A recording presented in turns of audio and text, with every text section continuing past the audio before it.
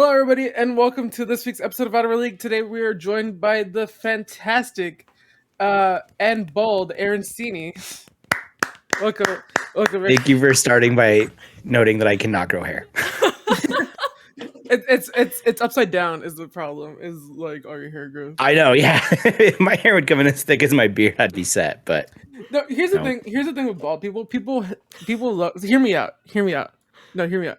People love to hate on bald people, and I don't get it. It's like if you can rock the bald, it's great. Yeah, I get tons of comment that I at least like pull off the bald look. So if I had a weird shaped head, I'd be so much sadder that I have thin hair. That's the thing. You have to have the right head. Yeah, it's if you don't have the right head, you have to like resort to other things. But you do look great bald. I'll tweet it out. But my best friend shaved his head with me 15 years ago, and he looked terrible, just god awful. He's never done it since. But every year when I get the memory that pops up, I send it to him as a reminder that he cannot pull it off. Is there a reason why you went bald, or is it just? It's just really thin, honestly. Yeah. And then I have the head for it, so I just keep it shaved, and then it's just easier. I don't have to style it or do anything with it. Yeah. Do you hate when people just like shave their head? Is it like stolen valor for you? It's like you're not bald. No, not at all.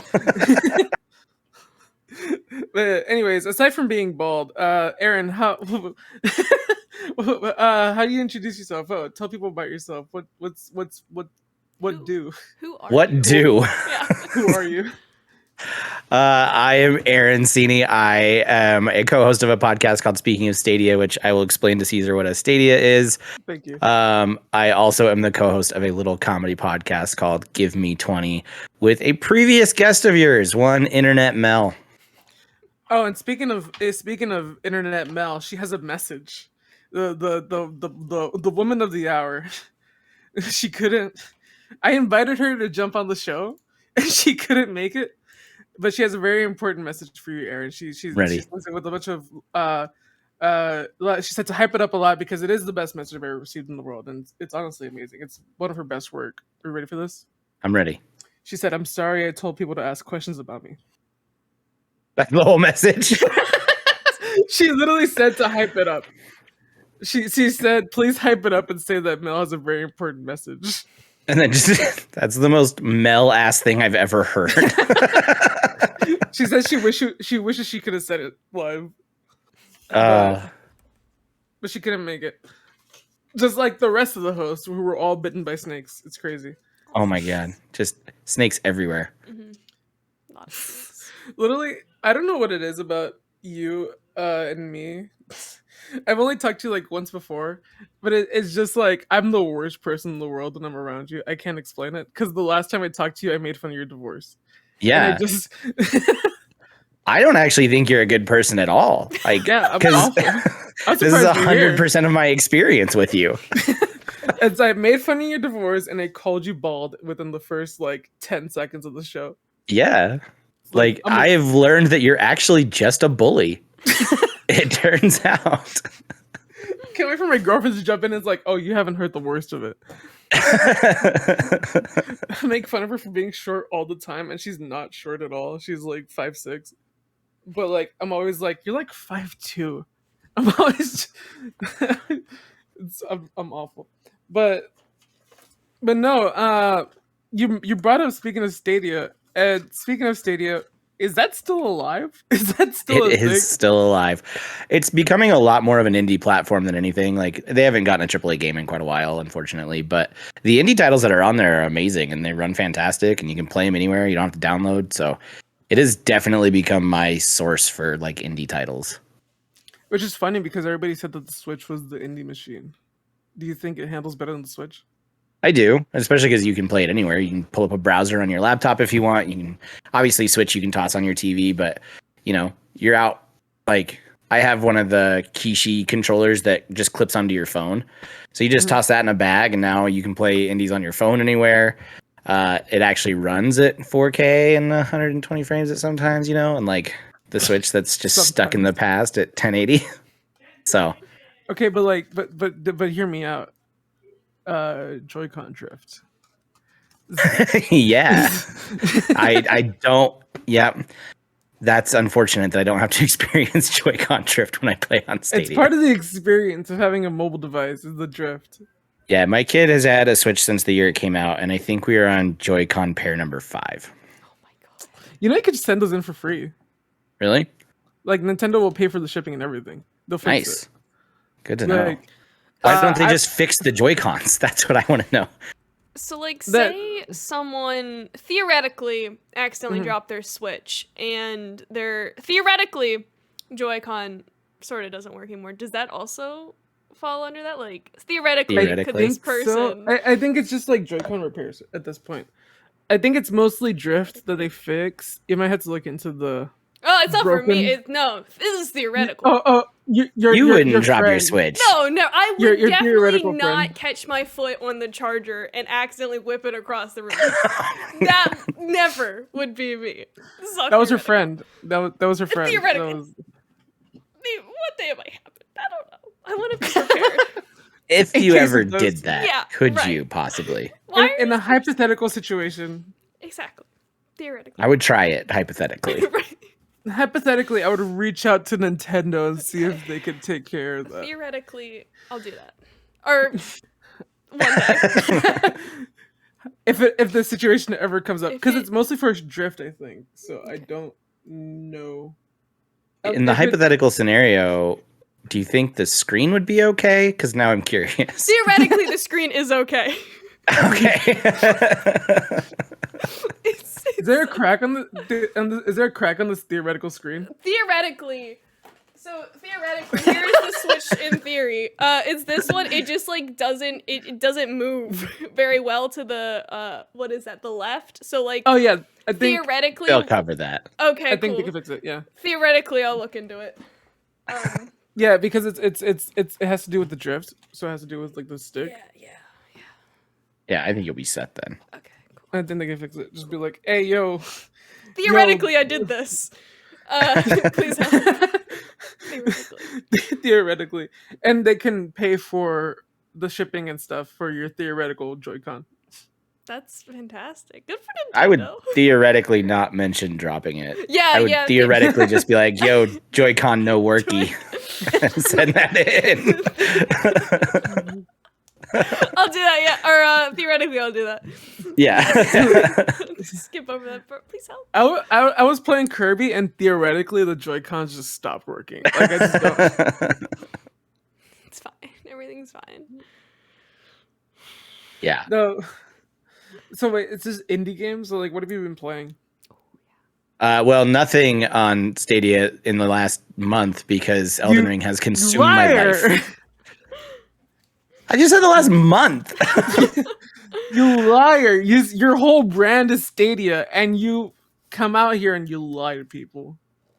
My whole brand is not I knew Stadia. It's a Even- partial brand. Even the people that make you made a podcast about it. Yeah. Like, you don't just make a podcast. I have about another something, podcast about comedy. but like you commit to it though. You commit to that Yeah. thing. If you It's make not a my podcast whole about it. brand. Listen, you gotta commit to the bit, you know? Guys. Yeah. Which is why Well, no. I have this new way of thinking. It's like you shouldn't make a podcast or a brand around one specific thing because then something might happen in which the people pull out of it and you're left with nothing. As Caesar looks down at his t-shirt. Yeah, I was gonna say. It wasn't my podcast. That's all I'm saying. It wasn't my podcast. It was a friend. Oh, speaking of that friend, Jose Rojas, we need to talk about how I gave you and Mel content. And for Give Me 20. We need to talk about that. Tell me. When you guys couldn't get a specific guest. Oh.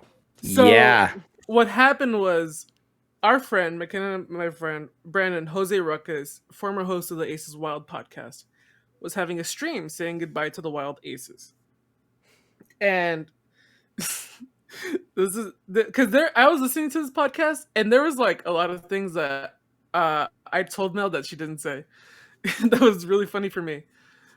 So basically at some point I had to leave, but I was still listening to the stream. And I was still watching the stream, and I just see Greg Kind of Funny Games pop into the chat. and on the stream is Brandon, McKenna, and I think Kate. I think. I don't- I don't know if Kate was there yet. It was It was somebody Mike. else. It was Mike. Like, Yeah, Larky. It was It was Larky. the It was three of Larky. us. Mike and Larky, our friend. Mike the laser Um, Larky for all your lawyer needs. the greatest lawyer in the world. They were on the stream, and then Greg comes in and he says something, whatever, and he hears McKenna's voice.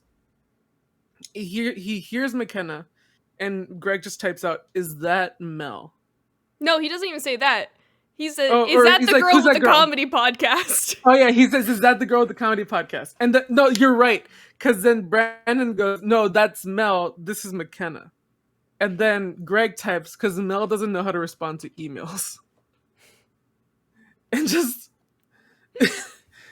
and that's where that came from. And then for like the longest time, everybody's freaking out because it's just like, what does it mean? Like this and the other. And meanwhile, McKenna's like just laughing or whatever. I don't know what happened.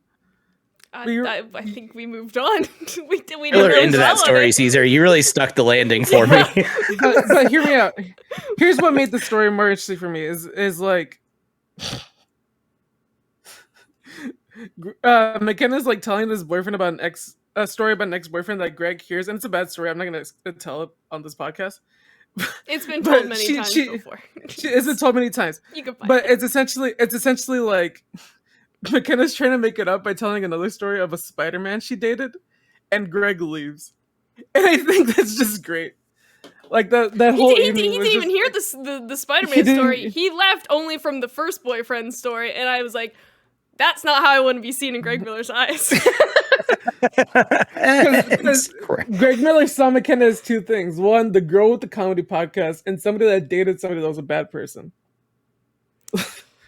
So yeah, that's how that night went. It was just a weird sort of Listen, affairs. And I take it as a big compliment that Greg thought I was Mel. Like, I will take that and I will run with it. Like, that's a big compliment. I love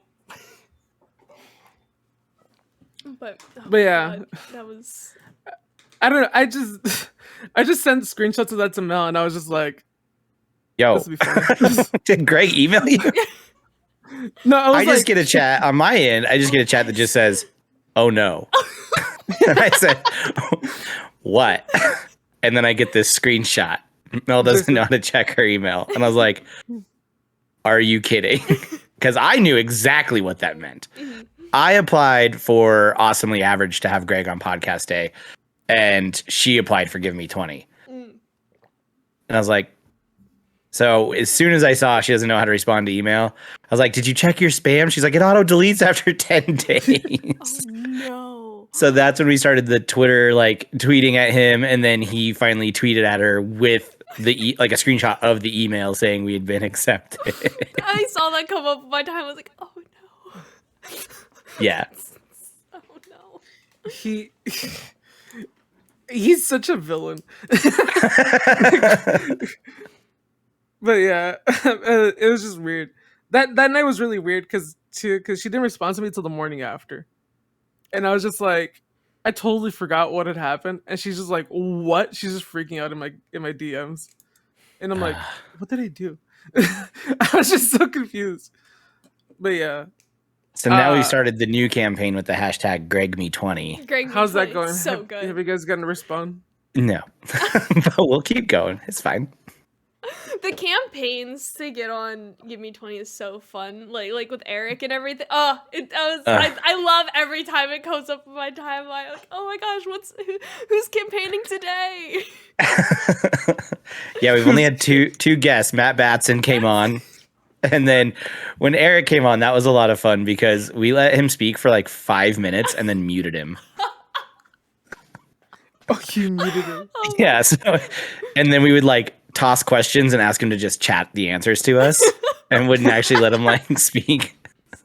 Amazing. It's so good. It's so good. Yeah. I will go on record and say Mel is one of the funniest people I know in the world. I adore her. We are great friends. And it's because of that. She is hysterical. And it was her idea. Like right before Eric came on, me and her met, and she's like, what if we mute him after 5 minutes? And I was like, oh my God, yes. She's like, welcome on. We just want to hear like, why did you want to be on the show? And then she's like, and pretty much no matter how he answers, we'll just mute. Mute him. Yeah. It's And Eric was a great sport about it. He thought it was hysterical. When we asked him why he wanted to be on the show or what he wanted to talk about, he's like, I didn't really have a plan for once I'm not here. And I'm like, perfect. Then you'll be our first live studio audience member. And they just muted him. So good. Yeah. Yeah, the stuff she can come up with is hysterical. It's great. Can I ask like what the origin of that pod, like how did it start? Yeah, whose idea was it? Yeah. So the very first episode walks through the feud itself and all of that madness of me just like she got blocked on Instagram and I decided it was because her name was fake. And then she was like blocked? By who? Yeah, Or the by what? Instagram like banned her like Instagram. temporarily. And so I was like, oh, it must be because your name is fake. And that was just like a stupid little joke between me, her, Jess, and Eric. And then she was like, you know what's funny about this is Greg actually said that on a podcast. And that's when I just ran with it. I absolutely have Greg Miller villain energy and will take something and run it into the ground. And I reached out to Corey and I was like, here's the YouTube, here's the timestamp. Can I get a GIF of this? And so it's a clip of Tim going, we have Mel Felker, and Greg immediately goes, nope, that's a fake name. Nobody's ever been named Mel Felker. And he mocked her for like a good 20 seconds on the episode. And so I have that GIF saved anytime. It just says we have Mel Felker and it says, nope, fake name. And so the feud kind of rolled into us just becoming good internet friends. We chat back and forth and we started talking about doing stand-up. And I did that in my 20s. So I had pushed her like, you really should do this. You should pursue it. You're hysterical. And so then she would start sending me bits. And then she's like, I kind of want to work these out somewhere. And I was like, well, what if we do like a podcast? And then she, with her school schedule, was like, can we do a really short form one? And I loved that idea. I don't mind 3-hour shows, but I love short form content now. And it's because of Give Me 20. And we made this rule, which we've broken a couple of times, and Eric always gives us shit for it. But at 20 minutes, we stop, no matter what. Oh my God. So if you're in the middle of something, it's just like, well, that's our time. We'll see you guys next time on Give Me 20. And we try really hard to keep it right within 20 minutes. The one that Eric gives us a hard time for was Mel was like, no, I have to finish this story. And we hit like 22 minutes or something like that. But yeah, so there was no one idea, like one person that was like, let's do this. It was more, here's my thoughts on how you could work out your comedy. Here's what I'm thinking. And then it was kind of this back and forth until we landed on Give Me 20. Mel absolutely named the show though, which I thought was great. I love that. It's such a good idea for fun. I promise it's on my list, which is like the infamous. But it's just like I want to be able to just binge them all, which like I don't know if it's like I'm a listener. Like so it's like I listen. I listen with my best friend Bo Burnham. Nice. What did you think of the Bo Burnham episode where we just talked all about Inside? I thought it was really it's funny because I wanted to hear people talking about it at the time, but nobody was talking about it for whatever reason. Yeah. So it was just nice to have a podcast that you guys talked about it, and it was just like I'm weird with content. I like watching stuff, and then I like hearing people talk about it. Yeah. Which it's like the conversation about like, talking about it goes back to the old school days of like talking with friends. Yeah, in the totally. schoolyard about like the latest Spider-Man movie that just came out or whatever. Yeah. That like water cooler talk concept where you guys get to share your thoughts around an experience. Mm-hmm. Yeah, I love it. Fun. And then nobody talked about Insight for whatever reason on any of the podcast channels I follow, except for you guys. And it was just like, I guess I'll watch them. I guess I'll listen to this. And then I listened to a few other episodes and I was like, yeah, these guys are funny. Yeah, it's weird because sometimes it's us working out bits. Sometimes it's us just telling crazy ass stories. McKenna, get ready to strap in for the Chipotle episode. Oh, I'm so ready. That one is wild. This newest episode, I talked about the guy who had the most horrendous public conversation in an airport that I've ever heard. Oh God. Yeah. So. Oh my gosh. See, I'm currently. Let me give you an insight into my life right now. What I'm gonna be doing over my summer break. So I play this game called Euro Truck Simulator, and one of the achievements is to 100% the map, but like I have like so many little tiny roads, so I only have 70% of the map. So I'm just like driving randomly around Europe. I'm gonna listen to that and drive around Europe. That's what I'm gonna do this summer. Perfect. Just binge. It'll be great. I'm excited. She has a really crazy summer as she wraps up vet school. So the first 2 weeks of May, we're going to actually record 3 to 4 episodes all at once. And then we'll have like a fairly consistent release schedule so that we're not just falling off. We are going to do a advice episode. So if you need advice on something, you can tweet at us about that and we will give you advice. Because me and Mel are experts in everything. I can already see it. Some questions are going to be like, how do you cope with your friend named Mel Felker being funnier than you and your name is Aaron Seaney? I can already see that there's like some questions that are going to pop up like that. Oh, that's easy to answer though. Like I just know that the worst person in the world is Caesar. So I just cope with it that way. I'm like, well, at least I'm not the least funny. It's unfortunate because it's true. Yeah. I think I don't know. I just have a weird sense of humor. I'm weird because I think it's funny to make fun of things that people have like no control over, except when it gets weird. You know what I mean? Like I don't know. Like I don't. Yeah, I was gonna. No. Because there's lines you can cross. For example, Sure. the bald, like making fun of like hair or whatever. But there's certain things you should never touch because it's just, it just gets like, it just gets really touchy. Like certain things, like say for example, gender or whatever. Sure. Like I don't know. Or even if you do that, you gotta like make your stance clear. Like being like, I'm very pro women, pro choice, pro this, pro that, pro whatever.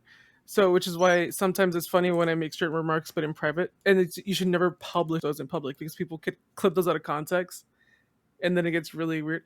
I don't know, which is why it's like some jokes which make you look like a bad person are okay, other jokes are never okay. Right. And I see streamers, I see content creators and streamers do certain jokes, and I'm like, you're doing this for 8 hours, and somebody clipped that 10-second thing out of context, and it's just bad. I don't know. I don't know where this tangent came from, but it's just like. Is it because I called you the worst person in the world? Like I'm gonna get canceled over that? No. Like that's the line I crossed. Overthink. I overthink everything. I just overthink everything. I don't know how to explain myself. I just overthink everything, and it's just, which you get too because you have a podcast and you're like you say something and you're like, did that joke come across well or something? Yeah, did that land? Is that okay? Yeah, did that land? I think about that a lot, especially as like even when I'm writing out bits for stand up and things like that. Like I'm constantly thinking through who could this actually affect, which I don't think we do enough of. And I understand a lot of comedians that have kind of a sharp edge. It's exactly what you're talking about. Like finding the line of it's okay to mock this thing versus where do you go to where you're actually hurting people and calling things out that shouldn't be called out publicly. Yeah. And it's also something like one time I had this job, it was just like I hated everybody I worked with, and this was right when the Dave Chappelle thing hit, where he made fun of trans people. Yeah, and some guy was like, "Man, I don't get why people are so upset at Dave Chappelle. They just need to get a backbone and laugh at it. Like I'm Mexican and I laugh at Mexican jokes all the time, and it's like, yeah, but that's different. That's totally different. like that's totally different. Like as a Mexican person, like there's a difference between like a Mexican person making Mexican jokes, right? Like versus like if I did it, it's not okay at all. And there's a difference between that and like a white person being like, go back to Mexico, and I think that's funny. Like I don't know. So like John Mulaney, like John Mulaney just came to Colorado and played Red Rocks. And I didn't go, but one of my coworkers went. And they surprised the audience with having Dave Chappelle open, and that is a surprise. Bombed. He was like he doubled down on the trans jokes in Colorado, which is pretty damn liberal area. And it did not go well. And apparently you could tell Dave Chappelle was knowing he was bombing, and he ended up just cutting his set short and getting off stage and let Mulaney come on. Oh my god. Yeah. Which is why I think we're in a new wave of comedy. As somebody that follows the craft a lot, I think we're in a definitely like in a new era of comedy. I agree. Because it's like a lot of old humor was just offensive for the sake of being offensive. Right. And now it's just like more well thought out things, or not. Yeah, we don't find any value in shock humor anymore. Yeah. Because comedy is to put a smile on people's face, and when you're just bringing up like shitty issues to shock people, all it does is remind us of the reality of the world, and that's not anything to laugh at. So I think it's way better for these comedians who have started thinking through like pulling out more like micro looks at life and then pulling that into a wider audience to say this is something we all deal with, we all share with. I think we're in a new wave, but I think you're going to start seeing like kind of a revert back to almost like the Jerry Seinfeld, just very observational comedy. Here's something we can all relate to versus here's something we should attack. So I totally agree with you. I think that's exactly where comedy is going to continue to head. Yeah. Especially because like there's some touchy jokes that I think are okay, but it's like you got to make your stance clear. For example, I think it's fine to make fun of the wage gap, but it's only if the people know your stance is like the wage gap is fucking stupid, right? And then it's when people are like, you support women getting paid less, and it's like, no, I don't. It's like, but people see that and they're like, oh, so I can make fun of minorities, but I just have to like. It's weird. People, there's also like this new wave of. There's this guy on TikTok that comes up and he's just like super. He's white and he keeps going up to black people being like, say the N-word right now. And it's just like, what's funny about this? And it's just, I don't know. That's weird. I have not seen that guy on TikTok, and that is, yeah. I swear to God, if I start seeing that guy on TikTok now, I'm coming for you, Caesar. Like that. I'm not, for real. I don't need that target in my life. Listen, I am on wholesome TikTok right now. I don't need to go on that. I've been sending you good shit on TikTok, McKenna. I don't send you bad shit on TikTok. I'm not saying that. I mean, this dude shows up on my For You, I am not going to be happy.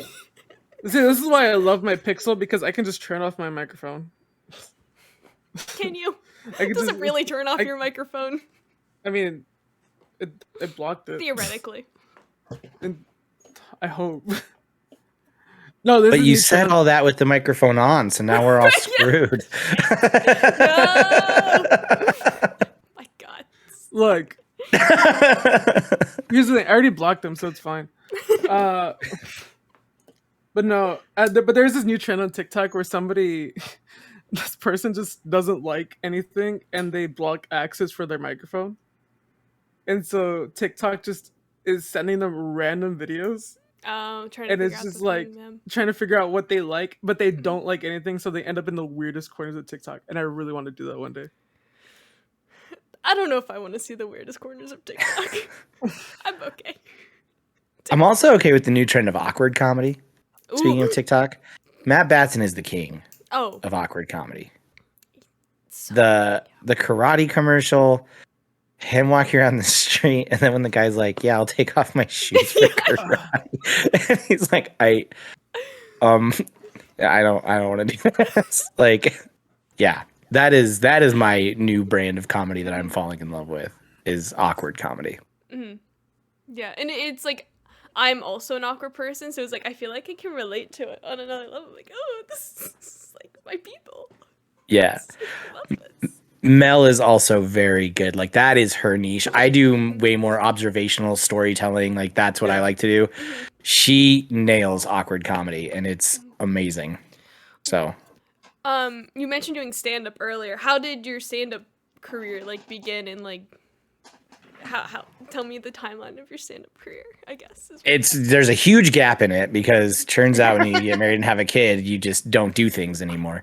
But in college, I would just constantly tell stories at gatherings or parties or whatever, and somebody said I should just try it. Mm-hmm.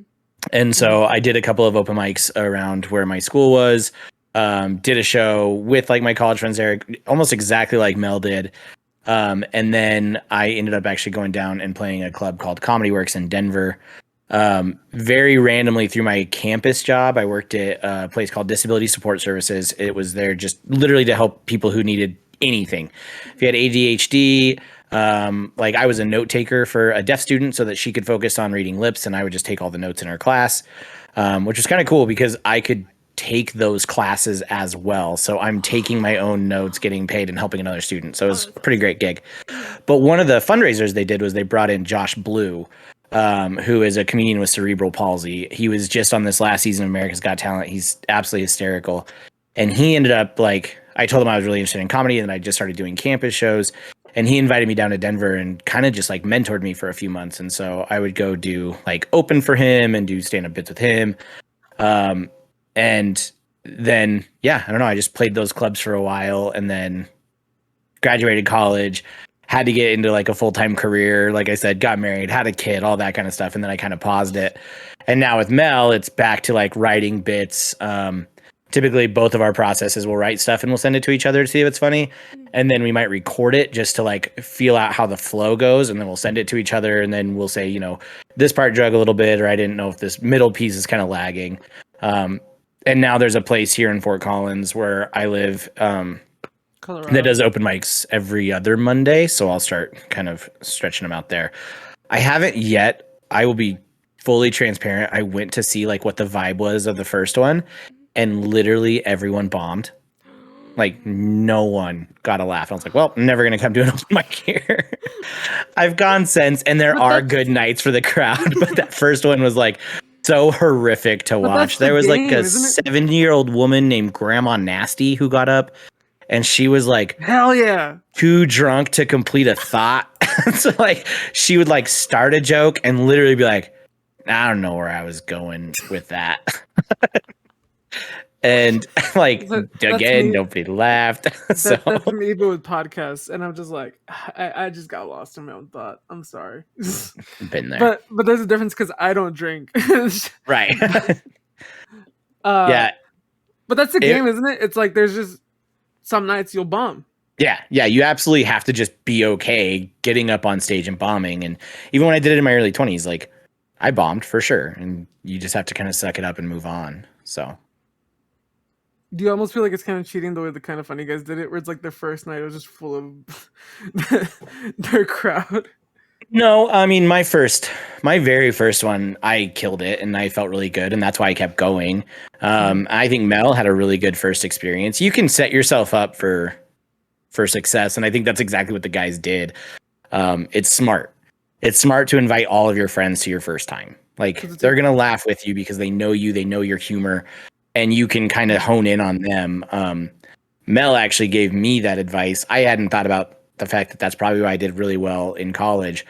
But I was like, yeah, my coworkers want to come, and I don't know. Like, I get along with them great, but I'm not sure. And she's like, no, do. She's like, take people you know. She's like, I locked onto my friends my entire first set. And then the rest of the crowd just kind of disappeared. So I definitely think you can rig the system in your favor. But it's not always going to be there. That buffer's not always going to be there. Right. But if you can do well that first one or two, even, like, it makes the bombing a little less painful.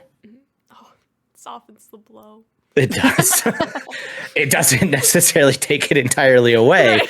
That shit still sucks. But there's nothing worse getting up and saying something that you think is hilarious and nothing.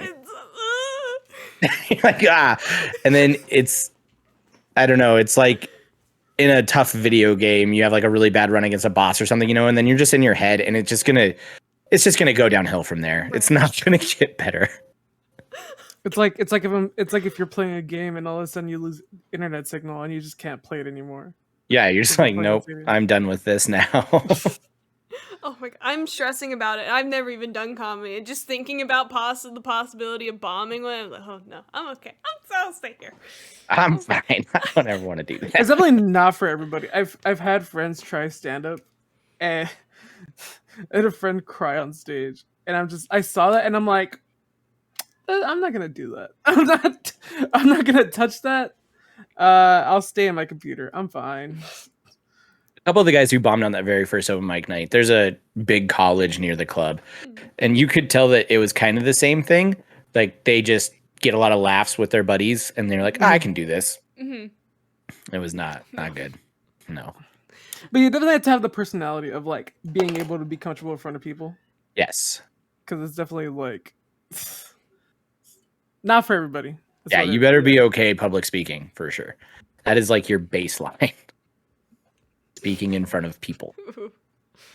So McKenna, how you That's feeling my about first getting issue. I'm okay. Think about how many less podcasts there would be in the world if you had to do your first episode on a stage in an auditorium full of people. See, here's the thing. I can perform off of people on stage. I can't do it by myself, is my thing. Fair. I feel more comfortable when there's somebody else with me. But I totally understand it. Think of how many less podcasts there were if somebody had to just be a stand-up comedian. Right? Like, you had to pass like a test to get a mic. That's harder. Because I think people can perform a podcast on stage. But I don't think people can be a stand-up comedian. That's fair. You know? Like there's a difference between run a show and a type 5. Yeah. Yeah. And when it's just you up there, I mean, I don't know. Just you, nothing else. Yep. It's just different. Standing, holding the microphone, having a glass of water. That's it. That's your only friend is your stool. My hands are clammy thinking about it. I see McKenna and I keep trying to stress her out. Okay. But anyways, but you're trying to get back into it, is what you're saying. Yeah. That's awesome. Yep. I do have for some reason the place here it's 4 minutes, not 5, but I do have a 4.5 minute set that I've pretty well fleshed out. I just need to go do it. Rip the Band-Aid. How do you write out a set? Like my brain can't wrap around that. Like I can't write and be funny. Like think of something funny and then write it. No, I just can't. I can't do that. Like my brain can't comprehend that. Like how do you do that? How do you? I kind of think of it. I think of it like drafts in tweets, right? But I just have a document instead of tweets. So I think of something funny, or if I notice something funny or a funny story happens, I immediately write down the bullet points, and then I figure out how I can connect those dots to kind of make a flow to it. And like, where is it going to actually transition? And so it starts with bullet points, and then it ends up with like exactly what I'm going to say into a paragraph. And then it's reading that while you record yourself and then listening to it, which I don't even listen to my own podcast. I don't typically like to listen to myself. So that was something I had to get over. But then you'll catch like, oh, you sound really awkward here, or this doesn't quite flow as well, or you could actually probably cut this little bit out. And then I'll go back to my doc and I'll adjust accordingly, and then I'll record it again. And I just kind of do that over and over and over until I feel comfortable with it. And then at that point, you've memorized your set on accident by just working it out. Mm-hmm. So by the time you've recorded it 6, 7, 8 times, you can get up with a microphone and it's just all on the top of your head. Mm-hmm. Interesting. Okay. That makes sense. I've also heard people have an issue with pacing. Like, for example, they think they have a 10-minute set, and then they get up there and it's actually 2. Like, that's an exaggeration, but it's like people have an issue with pacing sometimes, and it's totally you got to anticipate that. And recording helps with that too, because you'll see an exact timestamp of how long you're talking and how long it takes. Also take into consideration like if you anticipate laughs or how long they're going to be, or pausing, things like that. I actually write that into my documents. I will write pause for laughter where I think it'll hit and where I'm hoping it'll hit. Obviously, I'm not reading it up there, so if it doesn't, I'll just keep going. Mm-hmm. But it's exactly right because I need to time it out. So I'll be like, okay, here's kind of the punchline to this story. So I'll write pause. Mm-hmm. And then when I'm recording it, I'll give it a couple seconds and then I'll keep going. It also helps with the nerves to then not just say everything super fast because I've seen that happen time and time again too. Yeah. A lot of people will take their setup with them, like their journal or whatever they're writing their jokes on.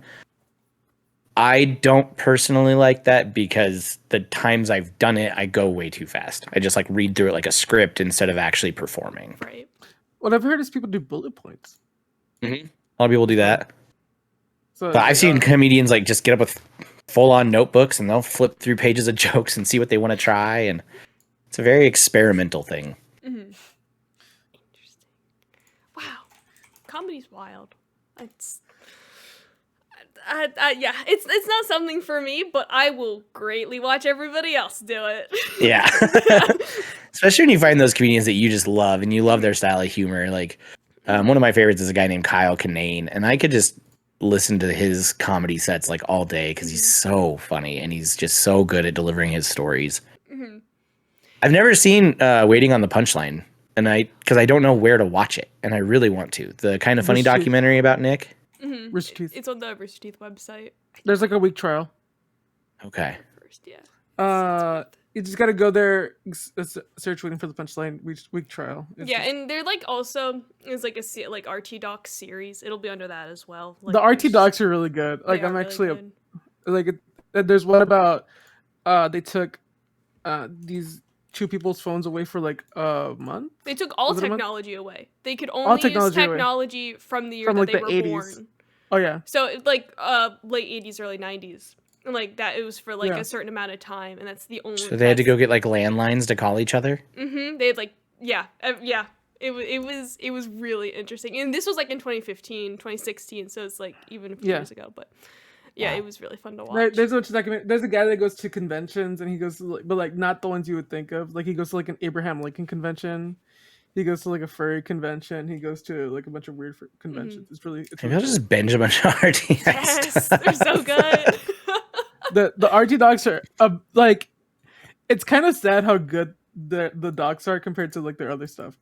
Like, Well, I mean, there's- they have like an actual production company that comes into For- film, yeah. it, which is why it's okay. like on a Yeah. different level, and like they have like a documentary crew. because they're known following for like podcasts and let's plays, but then they Right. do like the dogs and like. But then you look at something like Laser Team and you're like, this isn't good. Well, yeah. Yeah, but the docs are really good. Like I would Mhm. recommend checking them out. Like check out Waiting for the Punchline and then check out the other ones. They're working. Why on does they one don't just for- team up with No Clip to do all that? Like Danny has a great documentary production company. Hmm. Yeah, I don't know. Rooster Teeth. Right? It's owned by Warner. They're owned by Oh. Warner. Well, so- now they are. They weren't when the docs came out. The Yeah, Warner yeah. is very recent. That was. I think it was when AT&T though. Full screen was. It was full screen. I think. Yeah, I think it was AT&T full screen. Yeah, It wasn't. I don't. AT&T wasn't until a few years later. At that time, I thought I'm full sorry. screen- I know the timeline of Rooster Teeth. No, I thought full screen was owned by AT&T. At It launch. was under the full screen. Anyway, Aaron. So. Going off tangent. Hey, check I out love the it. RT docs. They're good. Well, But yeah, I don't know. There- I could never do so. Yeah, What were you there's gonna this say, guy on TikTok who, it's on TikTok, an Australian comedian who like I just I Wait, was can we talk about for a second? McKenna wasn't into TikTok earlier this year, and I then she still- Wasn't downloaded either. it. yeah it's just on I- the weekends like I held off can't as long as I sleep. could, and now I'm on it. Yeah. Jess convinced me. She's like, "You got to lock down the awesomely average name before it's gone." Mhm. I was like, "Okay, I'll download it just to set that up." And then I scrolled through it once. And I was Yep. like, "Okay, these are pretty freaking hilarious." Yeah. Yeah, it's like when I watch it, it's like, oh, I watch it. It's like Yes. this isn't good, but I'm gonna do it anyway. It's like the opposite of Twitter, right? Like Twitter, I can hop on throughout the day and just Right. scroll, but like TikTok, I'm gonna dedicate like a freaking TV episode to. I know. I'm like, well, I could just do gonna be on something TikTok for the productive. next hour. Yeah, and there's my afternoon. Oh well. Yeah. I'm on TikTok. And I'm like, I really should have called that apartment today, and now the office is closed. Like there's just things I should have done, but instead I chose TikTok. Yeah, it's yeah. But I found this Australian stand-up comedian. Oh my god, I can't even think of his name. But I was Lewis? like 2 hours. It might be. I don't remember. It was like 2 hours. I was just scrolling through his profile. I couldn't stop. He's just and he like does a lot of like bits with the audience, and it's like they're not like so, like the 50-second audience crowd gets work? into it, which is really Yeah. fun. And which I mean I don't think he would post something if it was awkward, but it's like it's just so fun, and it's Australian, so there's just like random Australian shit, like whatever happens in Australia, and it's very fun. Oh my gosh, I can't think of his name. Australian comedian. He's really funny. I'm sure there's plenty.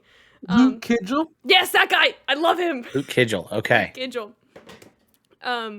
It's like, yeah, him, and then I watch a follow lot of him, like yeah. UK comedians. I should probably get into the American comedians at some point. Like that might be nice, but Comedian TikTok is my jam. Like just watching one or two bits is great instead of having to watch a whole special or anything Right. like that. Like you can find some absolute hysterical people. exactly. There was one dude who was like calling people out in a crowd, and he's like, "Sir, like, what do you do for a living?"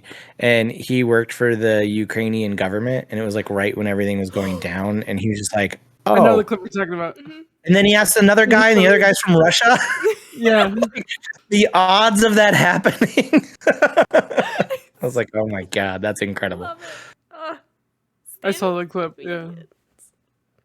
No, there's another guy. There's another.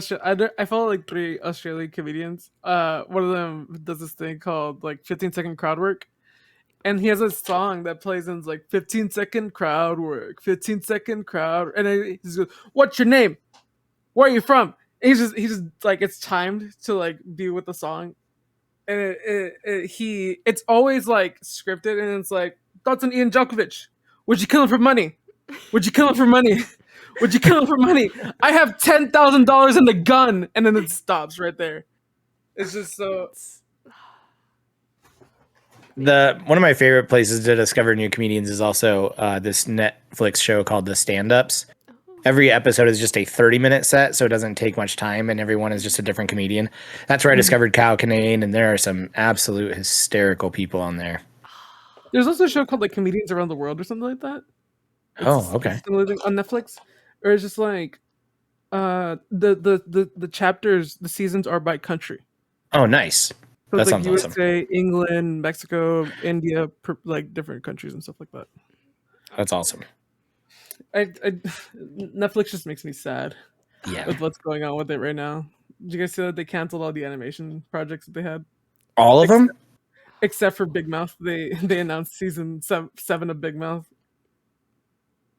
Wow. They're expected to lose 2 million more subscribers just in this next quarter. Jeez.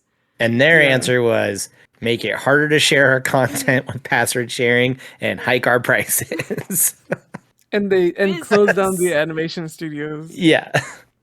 Well, I think they already finished Cuphead season 2, so that's coming out regardless. I think they had planned a season 3, but I don't know anything about it. But there was plans for a Bone show. You know what Bone is? The comic strip, the old like comic, like the weird. Oh yeah. I've seen those, but I've never read them. There was a plan for a Netflix show, and they canceled it. And instead, they announced Big Mouth season 7. Netflix. And they also gave Dave Chappelle like 10 more specials. I forget what it was. Gross. Like, why double down there? Yeah. Oh, Netflix, what are you doing, bud? Oh, Netflix. Let us You're find getting your Netflix. ass kicked by Apple TV and HBO Max and It's HBO because they don't have a Max. plus. I know about that one. Still love it. There's also something weird going on with HBO Max because like because of the merger with Discovery, I think they're changing it. Oh, really? I think they're changing Discovery Plus to fit into HBO Max. I forget what it is. CNN Plus was funny. Did you guys see CNN Plus? Nope. $300 million and it lasted a month. You know how many subscribers it got? How many? Like less than 10,000. Jeez. No. Yeah. That's why it only lasted 30 days. They're like, yeah, we can't. We just gotta kill this project. Wait, Was it less than 10,000? It might have been 100,000. does that Either way, mean that's still bad. that the Stanley Tucci Searching for Italy is not going to come out anymore? Because I'm going to be really sad about that if I don't get more Tooch. Literally, no, it lasted less than a month. It literally, That's it rough. started on it was like the 28th of March, and it was canceled the 20th. Oh my, that's of not April? even a month. That's like 3 That's weeks. less than a month. That's like less than a month, yeah. So What? the service is gonna end at the end of this month, like on the 29th, I think, or the 30th. Oh my god. Yeah. What a backtrack. They spent $300 million. $300 million and in like 3 years of development for this thing. What? Where? And they also spent a lot of money trying to get correspondents from different networks. Like they got one of the guys from Fox News to do a show. I forget his name. That's where they went wrong. Yeah, exactly. No, he was one of like the moderate correspondents. He was like in the middle. I only He knew was the the guy. Tooch was on there. That's all I've got. But they also got people from like MSNBC and like I think people from CBS and stuff like that. It was Yeah. a weird thing. And it's like for a very specific audience. Yeah. I will watch the documentary someday that comes out about it. Yeah, I'm excited for that. I can't wait for that to come to HBO. Which is funny too, because CNN is owned by Warner. I would call the documentary CNN minus. That's good. That's good. Yes. So Gold. He's shaking his head at me. No, but it doesn't make sense because like CNN is owned by Warner, which is HBO. And so it's like, why wouldn't they just put this stuff on HBO Max? Right? I don't know. Money, baby. That's what I thought.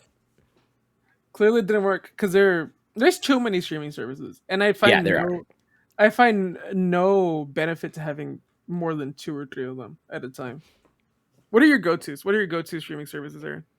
Right now, HBO Max, Apple TV, and honestly, still Netflix for like the random stuff that I want to watch. I still find myself going there a lot. Hulu less and less by the day, it seems like. Hulu's for like stuff that's on TV though. Hulu's like stuff that's, like, on. And then obviously as a parent, like Disney Plus, like we keep up with all of the Disney Plus original stuff. Mm-hmm. But they're grooming your kid. Oh my god, that was such nonsense. What are you watching right now? Like specifically? I just finished up Severance, which is the best thing I've seen in a very long time. I absolutely adore that show. Is that enough? Moon Knight, which is aggressively okay. That's what I've heard. Like, yeah. I like it. I'll be honest. I do like it. It's just. I like it, but I wanted to love it. Like it's Oscar Isaac playing somebody with multiple personalities. Like people are just being really hard on it, and I'm just like, it's fine. I was saying like, I was talking about it. The graphics are bad, but they don't bother me. Yeah, the bad CGI doesn't bother me either. Like, but there's people, but I understand when people are really upset by it. But then you see people that kind of find it, they're like, this is egregious, and I'm like, it's fine. Like, yeah, it's whatever. I don't know. But yeah, Moon Knight's fine. Severance is on Apple TV.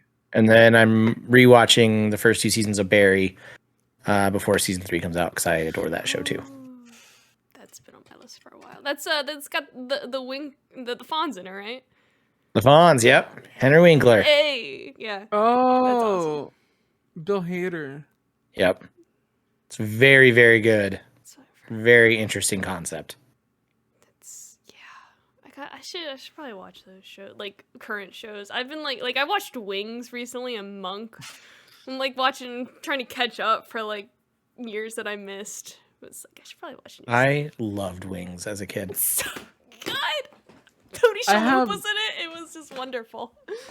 I met the blonde lady from Wings when I was a kid, really? and I told her how much of a fan I liked the show. Oh my god! And she, like, I was like 9 maybe, and she's like, "You watch Wings?" I was like, "I do, and I love it." Yeah, it's. I loved because it's like in the Cheers universe and everything, and like the random cameos, like Norman and Cliff were there for an episode. It's like, oh my god, it's Cheers! Everybody's here. It's so exciting. Oh my god, it's where everybody knows your name. Everybody knows your name. And like Frasier comes in and Love. I'm like, oh my god.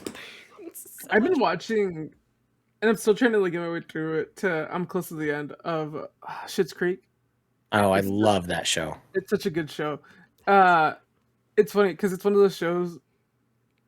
What's the show that came out recently on NBC? It's about death. The Good Place. Mm. That was a show that's very similar to Schitt's Creek, but people were like, "Oh, you got to get past the first season to like it," and I'm like, "Fuck that." I hate shows like that where it's like, they say like you got to get to season 2 or whatever. Schitt's Creek, it was instant. The first Yeah. episode I saw, I liked it, and I was like, I'm in. Yep. I love Schitt's Creek. It's so good. I have not watched The Good Place. I watched the first season and started the second, and then I don't know what distracted me and I fell off. But now that it's over, I want to go back and binge through it because I do hear it's just very, very good throughout. So Sam Malone's in that, isn't he? Ted Danson, I think. Yeah. Yeah, there we go. yeah, all the Cheers references. This is a Cheers podcast now.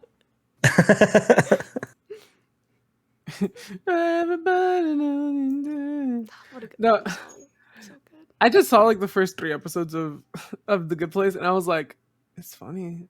Like it's fine. I don't know. Schitt's Creek really got my attention though. Like Schitt's Yeah, Creek. really Schitt's Creek jumped. is It's another so- level. Have you seen Schitt's Creek, Kenna? I haven't Highly seen anything recommend current. It's not good. It's over. It's 6 seasons. It's 20-minute episodes. It's fine. You'll be fine. That's a very quick binge. Oh, I was gonna say, yeah, I can get that done. Yeah. Let me And tell you. Yeah. David is like one of the best characters ever. It's funny I'm- because every character sucks, but they have redeeming qualities except for Bob. Bob just sucks. And Twyla is like It's the true. best person in the whole town as well. Yeah. Twyla's like the best character ever written. Like she's not the best, but like she's the nicest person ever. Yes. And Bob does suck is throughout the entire worst. thing.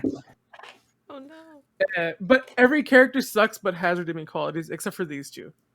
Yeah. Twyla is just redeeming qualities, and Bob has nothing good about him. Yeah. It's just- Which that actor, he tends to play characters who have no redeeming qualities.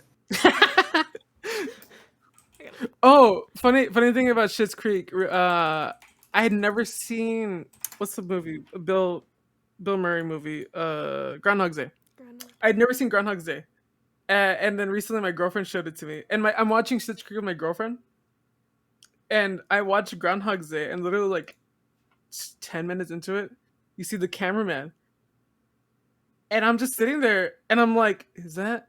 And I look at her, and she has no response on her face, and I pause, and I'm like, "Is that Roland from Schitt's Creek?" And it is. The cameraman from Groundhog's Day is Roland from Schitt's Creek. Oh, it's Eugene Levy? Yeah.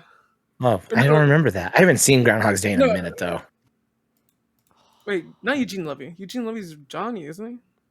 Oh, yeah. Which one is Roland? Now Chris Elliott. The mayor. Yeah. The mayor from Schitt's Creek is the cameraman in Oh, okay. Yeah.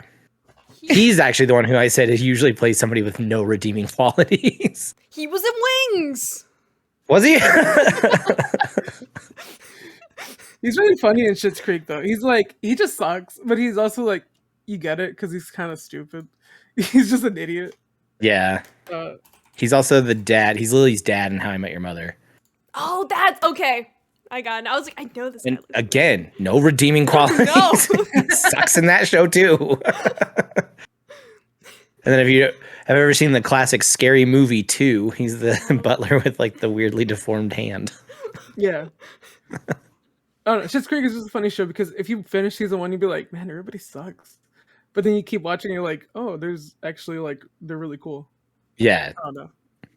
I think there's a lot of great character growth throughout that show. It's awesome. It's really fun. It's really fun seeing them grow.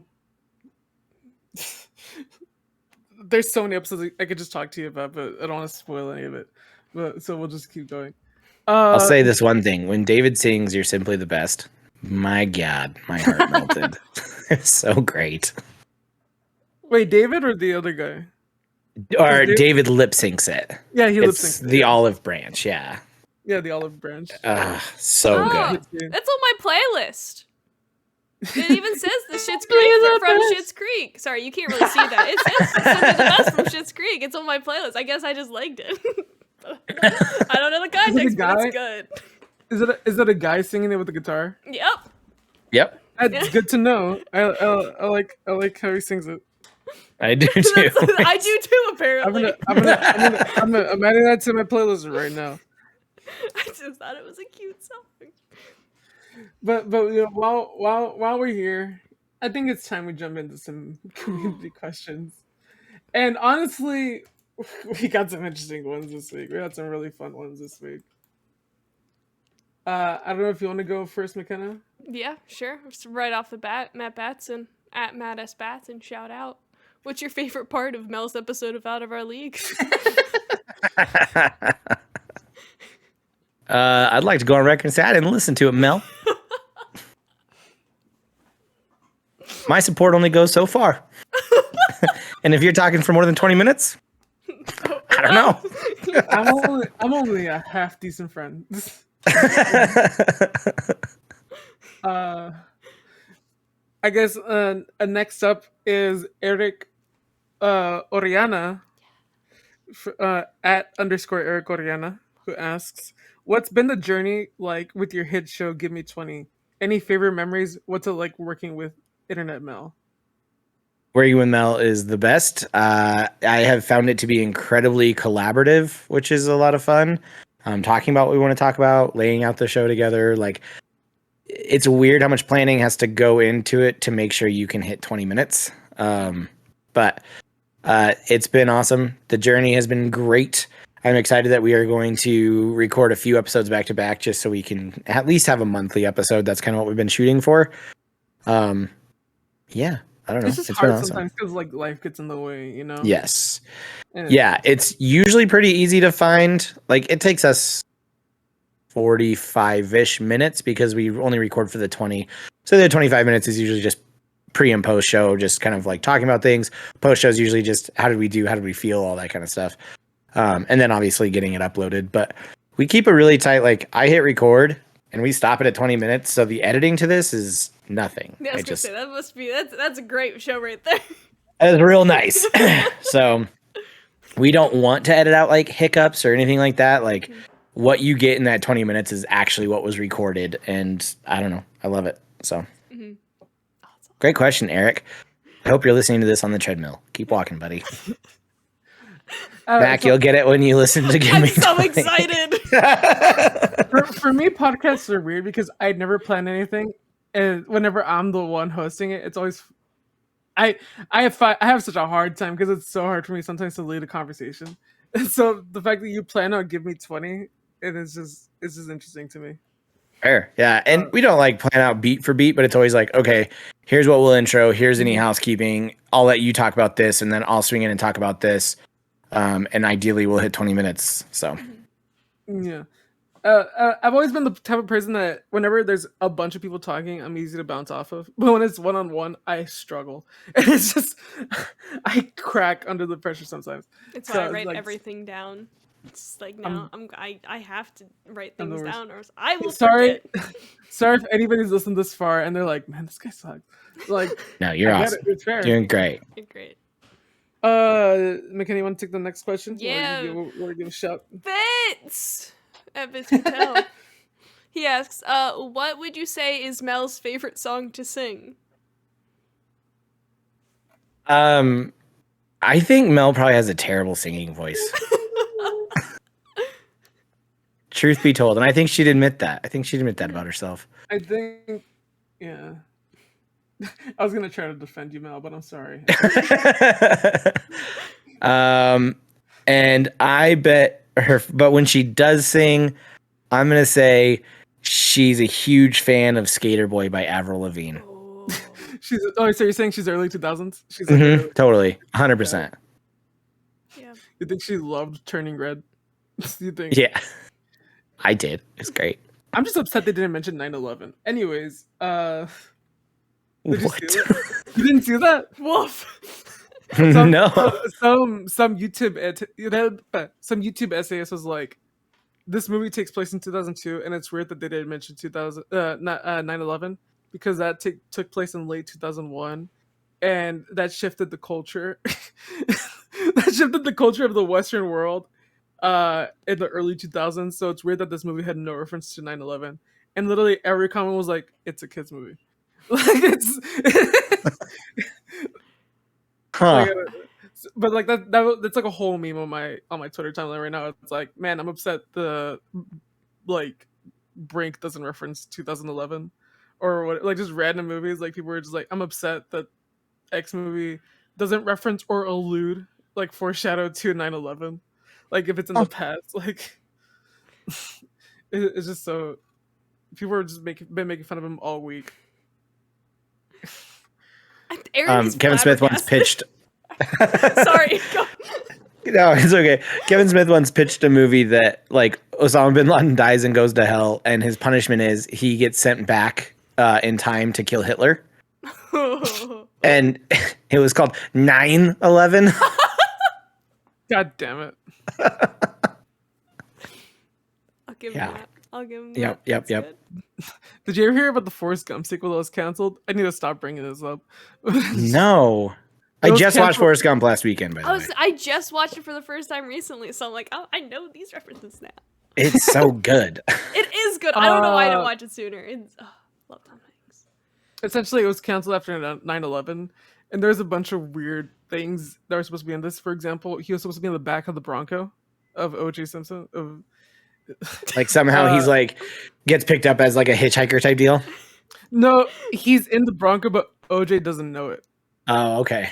And apparently he's like really good at dancing, and he does like a charity fundraiser with his dance partner Princess Diana. And it was supposed to like follow Tom Hanks still. Yeah, it's still Forrest Gump. So it's because like the first movie is like from the 50s to the 80s, and this Yeah. would be like the 90s to the 2000s. And so Do and not want. and it was canceled after 9/11 because in the movie there was a scene that was like the Kansas City bombing, I think it was. And Oh, like yeah. 9/11 happened, and they're like, we probably shouldn't do this. Yeah. The Oklahoma City bombing, they were going to reference Oklahoma that City. too. I keep getting that mixed up. I don't know why. The Oklahoma City bombing, yeah. I keep getting the cities mixed up. I'm stupid. But yeah, they were gonna reference because apparently he was dating somebody that was in the bombing. Whatever. Oh, that's is the a reason bad- why they were going to cancel it. Wow. Not the, Yeah. I'm That's really what- glad we didn't get that movie. Like now I can leave Forrest Gump happily intact in my life. Well, there was supposed to be something else where it's like his son had AIDS, and so people were like having to deal with sending their kids to a school with another kid that had AIDS. That was a whole other situation, and it's the whole plan for this movie is just bad. Like there's not one thing in this plan. You can Google this. Like the screenwriter is interviewed about this, and it's just there's nothing that he talks about that I'm like I want to see that. I want to know what that's like. Yeah. Yeah. Oof. But anyways, What a good movie Forrest Gump is, though. Like, Oh, it's so good. It holds up so well. No, like I had no idea what this movie was about. Like, obviously, I knew like certain references. wait, or you both whatever. had just seen it for the first time recently? Oh, I've seen it a Okay. billion times. I just was in the Okay, mood to okay. watch it last McKenna weekend. saw it for the first time. Yeah, Yeah. and like I had Okay, that makes no sense. idea that like what it all happened, and like it's like yeah, there's Elvis Presley and Yep. there's Jay, like all this stuff. I was like, God, what a movie! Yeah. It's one of the all-time greats. Absolutely. It's like and the ending's so good, and it's just the full circle moment of the bus, and it's just so good. Yeah. I love it. So good. I'm so glad you liked it. I've never met a person who didn't like Forrest Gump. That's And fair. I'm I just scared. you never know how something's going to affect somebody when they see it so much later in life. Like Yeah. a movie that I just do not care for because I didn't see it until my mid-20s is Goonies. Yeah, It's fine. I don't have any nostalgia for it. So I always am curious how Forrest Gump hits now. And I love when it's just like, nope, that is just a phenomenal film.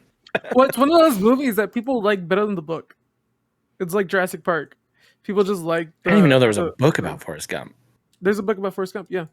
I would like to go on record and say I liked the Jurassic Park book more than the movie, but But if you poll people, it's like majority will go for the movie.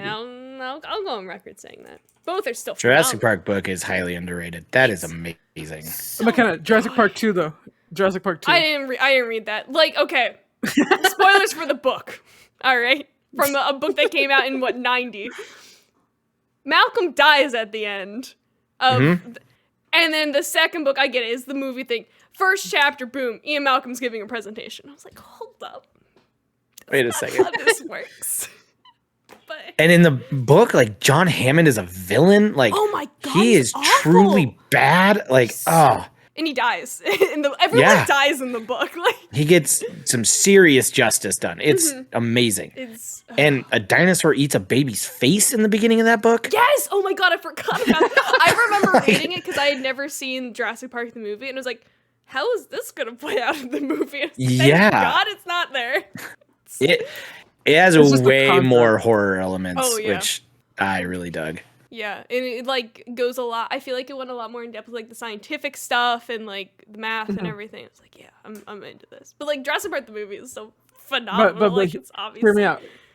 Hear me out. Jeff Goldblum. Jeff Goldblum? I have some Jeff Goldblum back there. You can see his pillow and the figurine with the Santa hat on. Listen, I'll go for the Bloom any time of the week. Oh yeah, he's great. So good. Speaking of documentary series. The one on Disney Plus, the Jeff Goldblum show. I love it. The World According to Jeff Goldblum. Yeah. So good. There was Man is a national treasure. He really is. There was a clip. This is Jeff Goldblum talk now. He was on a British like morning show where they like baked things, and he had a piano as well, and like the two hosts, and like halfway through the thing, he like just gave up cooking and was just like playing on his piano while the other people like did all the baking. It's very Jeff Goldblum. I love him. I lived in LA for a brief time, and I read scripts basically and like approved to pass them up or not.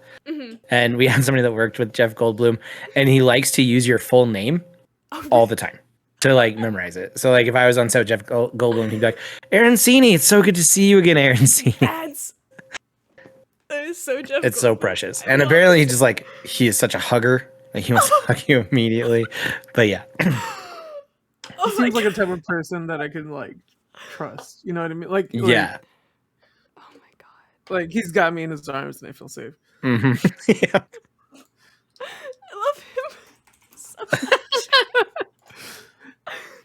This is number 3. The only like 100% positive stories I got out of LA for actors was Jeff Goldblum, Tom Hanks, and Keanu Reeves. Tom Hanks is fascinating because his son sucks. Colin, yeah. Oh, Chet. Oh, Chet Hanks. Colin gives me vibes too. Okay, I'm glad I wasn't the only one that like Colin like. I was like, oh, he's like a good actor. I don't know. He's Colin in Fargo. is. I've only seen him in Fargo, and he was alright in Fargo. But it's like You didn't see the second Jumanji movie? not yet. It's like, is this the bad Hanks brother or is it the other one? Like, I think they both suck. I just know Chet is like. Chet is like the real bad. I don't even one. want to get into it. He's a really, really bad one. Yeah. I don't want to get into it. Colin, I mean, he's just like a fine actor, but he just gives me a vibe. Yeah. That's all. Yeah. No, I get that. Yeah. Oh, he was in the next level. Jumanji. Yep. And he's in the 2005 King Kong. I need to stop. He's in Talking Tom and Friends. What? Oh boy. Is this a show? Yeah, so that's what I was thinking. Show. It's a Netflix show. Is it animated? I don't. It's animated. I don't know, not anymore. That was a great comment. Next question. Yes, no, sorry for from the Dark Wing Rises at Abandoned Thought, he asks, do you feel like you're just constantly living in the hype shadow of internet mail? Yes, 100%. Also, fellow stand-up comedian. He's been doing some awesome sets. Oh, really? He showed me one of his very early ones. It was great. Oh, that's awesome. He seems like a nice dude. I've never. Yeah, he's awesome. Derek at Soul Aspiration asks, favorite Mel tweet?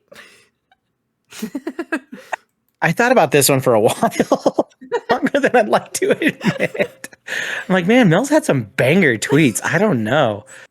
I know it's not a tweet. I want to make sure that Fleets gets an honorable mention because that was only worth it due to Mel Fleetzer tweets. Mm-hmm. What a show. Truly.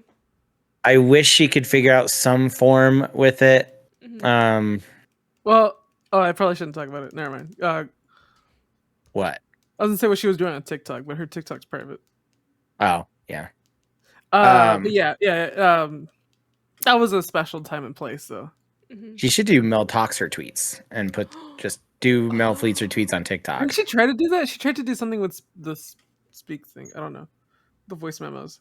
She did the voice memo thing once. But yeah, I don't know. She Mel could speaks easily her bring that tweets. back. Mel speaks her tweets. Otherwise, I think my favorite tweet is her finally announcing that she did stand up and having the clip on there and like sharing the video and stuff. That was awesome. And then the introduction of her client, Joni Ace, obviously also just quite the hit. So good. I think and what now about her stand-up tweet, sorry, is that it's like a quote tweet of Nick from 2019. Yes.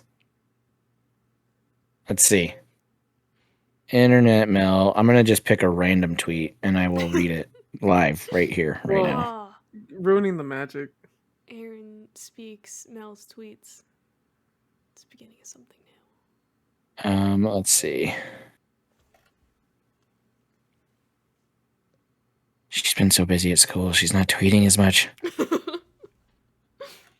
I hate school. Same. Oh, personally, I like her tweet about like one pet photo equals one good vibe. I like that. Oh tweet. yeah, that was a fun thread. Because I ruined it. Here's my favorite tweet. This is the best thing she's ever tweeted. Hey, this is me drunk tweeting and asking you all to ask Aaron Seaney when we can record Give Me 20 next because we skipped March and that's like not cool. Sorry to the fans. That tweet had 17 likes and 4 comments. So good. So good. I'll never read her tweets anywhere without doing the Mel Fleets her tweets thing where I have to end with that tweet had.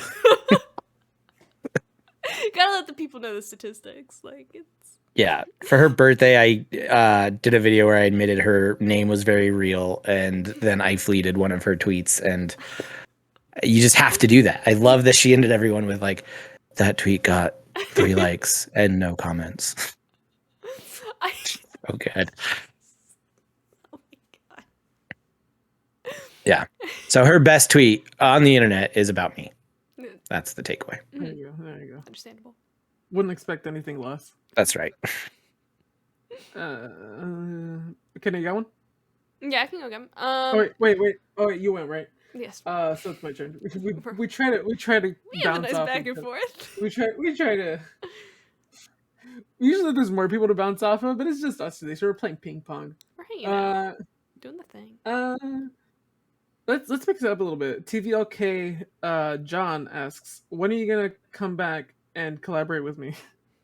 We were just chatting before I jumped on this show in Discord. Hopefully very soon. I love the people at Talk Limited. They're great. John and Courtney, they do some really cool content and it's usually very, very funny. They are just such a duo. I don't know. It's been awesome to watch how they kind of have grown their channel and grown that brand and, you know, launching their own Patreon and having merch and all that. It's super cool. So I can't wait to be back on. I hope it's very soon.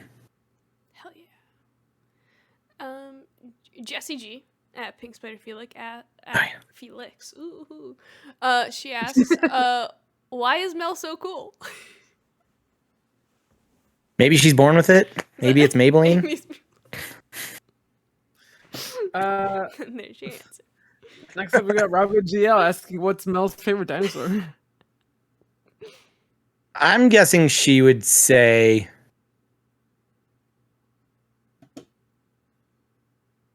pterodactyl. Yeah. Ooh. Yeah. That or that one where the thing pops out. Oh, yeah. The one that eats human? Yeah. Yes. The poison spit. Ah, that one's good. Is that just me, or is he just Newman forever? Like, he's Oh yeah, Newman. he can't be anything but Newman. Knight. His last name's Knight. Dwayne Knight? Is that his name? Dwayne Knight. Yeah. Wayne Knight. Wayne Knight. Wayne Knight, not Dwayne Knight. The letters were there. Dwayne Johnson. Dwayne Johnson. Even in Space Jam, he's Newman. Like, I don't know what his name is in Yeah. Oh, Space Jam, but he's Newman. Always Newman. He's the agent guy. I was like, isn't he just Dwayne? But no, not everybody just plays himself in the movie. What? It's news to me. If I ever get the opportunity to work with Wayne Knight, like if I'm making a movie or a show or whatever, the name of the character is gonna be Newman. I don't care. Like I'm just gonna. You're contractually obligating him to just be called Newman. It's just how it is. He's just typecast into that one character forever. Like, Caesar, take 104 again. Name's Daryl. In action. So, anyways, Newman. God damn it. No, but like if I'm the writer of this like project or like character or like the director, Okay. I have to be in charge. I have to be in charge of the Okay, project. got it. I was picturing Yeah. like you're in the scene with him and No, you just can't no. not call him I'm not Newman. No other name. It's just wrong. You know what I mean? It's just one of those things that's it's just wrong to like say anything else. Yeah. I don't know. And it also feels insulting when when comedians have shows that are named after them, and like they keep their name and everybody else has to change it. It's like, what makes you so special? Right, like Seinfeld. Yeah. I'm Jerry Seinfeld and the rest of you are fake. Who are you? You're Newman and you will always be Newman. No one will ever know you as Wayne Knight. Kind of your next, I think. Oh yes. Adam at Adam Gumby asks, who is your favorite person you've interviewed so far? Do you have any questions or topics you've spoke about you're particularly proud of? That was also a question that I like had to ponder for a while. I think the episode I'm most proud of Awesomely Average is my episode with Khalif Adams. He's such an easy guest to chat with, but we moved into some pretty serious topics around race and streaming and like what can Twitch actually do better to stop like hate raids and things like that. And I was really happy with how productive that conversation felt. So I would say that's probably my favorite interview to date. It was really, really fun. And he is such a gracious and wonderful human being to sit down and talk with. So yeah, I liked that one a lot. And then the other one would be Alan Mccloud, who wrote for Drunk History. He was in a couple of shows, Love is Blind, things like that. Not the reality one. There's a actual different show. And that was awesome just to pick the brain of somebody who's very, very, very funny and like what his process looks like. So That's awesome. I will co-sign. Khalif is a great guest. He's a great person to talk to. He's just a guy. He's just a really fun guy to like hang out with. Yeah. My favorite person I've made laugh so far, because I'm not gonna get into it. But it's just like I'll tell you about it later. But go watch the episode and you'll know what I'm talking about. And finally, we gotta. I don't know if this is a question. It is. It seems like There's a question. it seems like blowing smoke more than a question. It seems more of a patting oneself on the back. It's from Speaking of Stadia podcast. It says Stadia isn't a thing; it's a state of being. Who is this handsome man, though? It's me, but that was Jake tweeting it. Oh, okay. Jake is insanely tall, by the way. I met him in Jersey last month, and he is 6'7". And Holy shit. yeah, I have never felt more short in my entire life. Wait, how tall are you? 5'8". Okay, I'm not that tall. I'm taller than you. You're as tall as McKenna, though. You both are the same height. I know how tall. Nice. You are. Yeah. I know what you. Mel is taller than me. Mel is like 6 feet tall. Oh, okay. Yeah, no, I can get behind that. Never mind. Now I'm thinking about yeah. I can see her as 6 foot. Yeah. She's barely taller than me. Yeah. Oh my god, can we talk about the picture that Mel put her face on? Of Jake? Yeah, That's my favorite tweet.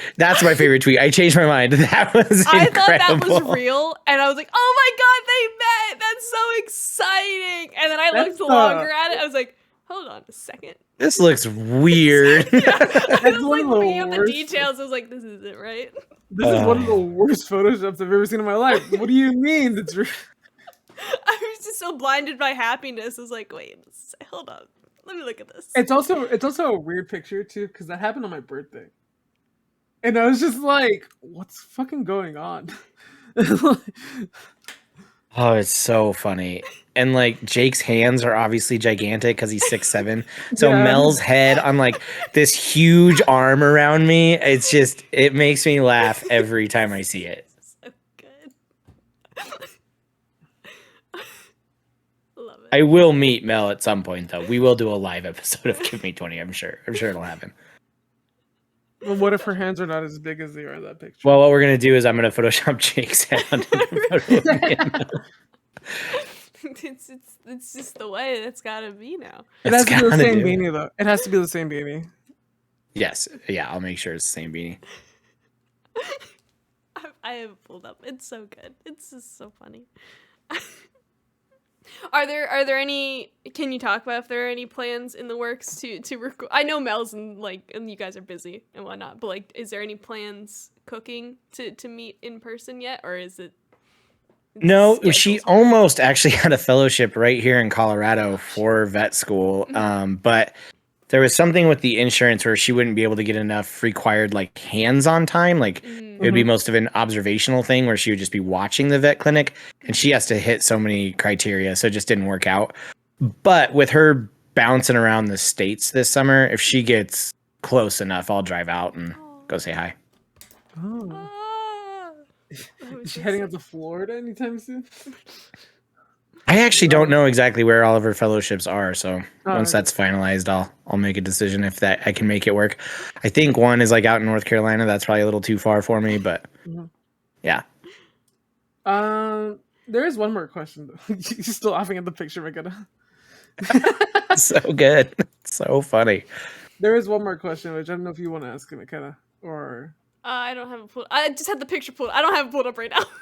All right. I had something It's else from pulled up. at Internet Mel. It's from Mel. She says, Oh yes. with respect to podcasting / internet stuff, what big moves would you like to make in the future? What's the dream? And honestly, this is the question I ask her. I like asking, but she She beat felt you it to the necessary to punch. ask herself. She beat me to. She beat me to it.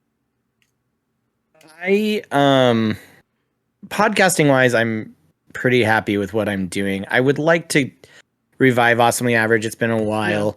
As Caesar likes to point out, I went through a divorce, and so that kind of put the brakes on things.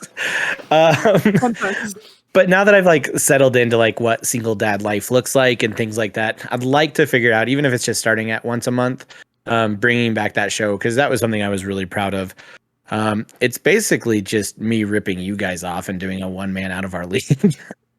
But just like getting to know people and what they do and how they got there and those types of things. I don't know. I love hearing people's stories. It's like one of my favorite things. So I would really like to bring that back. And then with Give Me 20, I would like that to spur more of my like desire to get back into stand up and really continue to push me to like hone that craft and do that.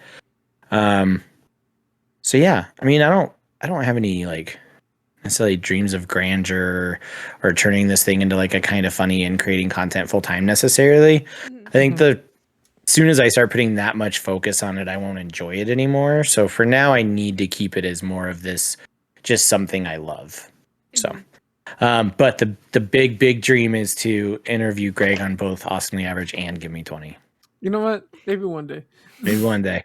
If certain people can read their emails. Yeah, I'll be handling all correspondence going forward for sure. But yeah, that's a. So you just want to keep it simple, essentially. You don't Right now, yeah, I'm happy with what I'm doing, and yeah, I would like some Give Me 20 merch though at some point. Put I was that up gonna somewhere. ask, like, what do you think the merch looks like? What do you? So nobody knows this yet, but we've always done Give Me 20 under Awesomely Average, and I've just kind of umbrellaed everything under that banner. My best friend is also a graphic designer. He is actually currently making us a new logo and getting our own Twitter channel set up and setting up our own Spotify. So you'll be able to actually search Give Me 20 and just have everything all under one place, and it'll be branded. It's its own unique thing. We just kept calling it bonus content to start, and it's no longer become bonus content. It is like the content. Like we love that show so much. And like, even when I dropped awesomely average, you know, I was making these choices of what I needed to do for myself. And I think it speaks volumes that I chose to keep Give Me 20 going, and I would let something else kind of fall to the wayside. So once that logo comes out, then yeah, I'll probably think about some shirts. I'll take a shirt that on the back it says, "What's it like living in Internet Mel's shadow?" Like, hear me out. Ready for this? So you remember Mel's like stand up, like her type 5, right? You remember her? Oh yeah. Hear me out. Greyhound logo. Oh yeah. Whatever Greyhound. It's Mel. Yeah. It's Mel running, and that's a I think sweatshirt. that'd be hysterical with like one drink in her hand. Yeah. She's running. And a microphone. Yeah. We did talk out together what the logo is going to look like. I'm excited to get it back and see what he came up with based off kind of our thoughts around it. Yeah. So I would actually really like to do some Give Me 20 merch. I think that'd be a lot of fun. Oh my god, I can't wait. Yes. I will print the logo when I have it and frame it. I have the Speaking of Stadia one right here behind me. Oh, that's and then awesome. Yeah, I have an awesomely average one. I actually own a Speaking of Stadia shirt and an awesomely average shirt. We just never like sold them or anything. I just had them made. Yeah. Oh, that's dope. Hell yeah. Oh my gosh. Woo! But I guess I never really know how to close these, but I guess I have one more question for you. Yeah. And sometimes I like to ask, if you could tell yourself something 10 years ago, like 10 years younger you, what would you tell you? Was there anything about like you now? If you could go back 10 years, what would you tell yourself? Probably start now.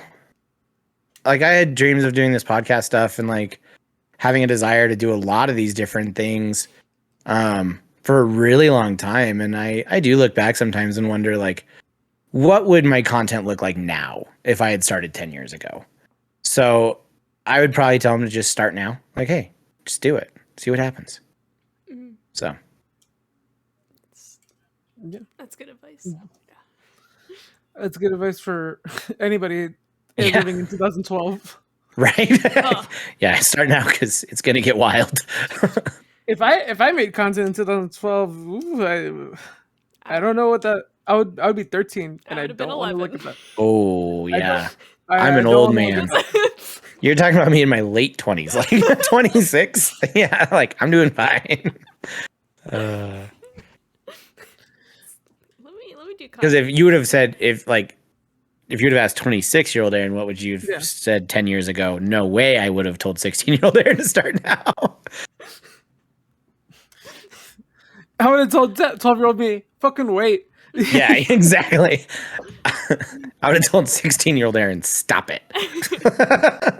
Be better.